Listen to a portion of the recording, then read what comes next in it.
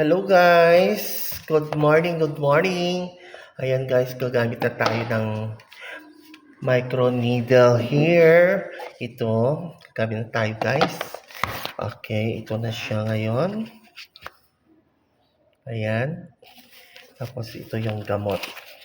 Ito yon, tapos itra-transfer natin yan. So, ayan guys. Transfer ko na dito yan. Ayan. Tapos, ito yung blade niya. Buksan natin. Tapos, ganito ang paggamit, guys, ha? Ayan. Kung saan part na walang buhok, ganito lang gamit. Ito yung maliliit na needle niya. Ganyan mo lang siya, guys. So. Huwag masyadong guys, ha? Kasi talagang mag-aano siya. Ayan. Tapos, itong needle niya yan, medyo siya, medyo mapdap di konti. So, dahan-dahan lang. So, ganyan guys. Kasi masakit siya. Kasi may karayom sa loob yan. Ganyan. Okay. Point mo lang na ganyan guys. Pero nararamdaman mo may karayom na tumutusok-tusok. So, ayan. Ayan guys. Pero may maano ka talaga na mapdi na So, ayan.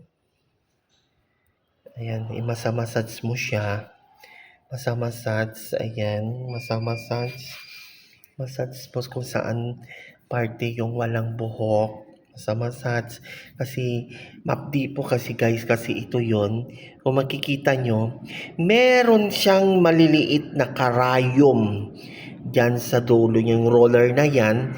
Meron siyang yung as in pinong-pinong pinong-pinong karayom niya na ito tinutusok sa scalp. So, ganyan. Lahat ng parte na walang buhok, i-massage mo para pumasok yung gamot, guys. So, ayan. Massage mo lang kung saan parte yung mga walang buhok. Okay? Ayan, guys. Okay. Ayan. Tapos na. So, takpan natin itong natira para mamayang gabi na naman siya, guys. Ayan. O, see?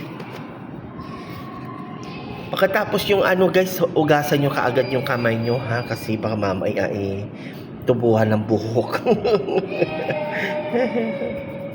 Ayan, massage lang. Ayan. PM nyo lang sa akin, guys. Mag-PM kayo kung gusto nyo mag-order ng micro needle here. Yung pampatubo ng buhok. Ayan. Ito siya, guys, ha? Ayan. Order na kayo, guys. Okay, bye!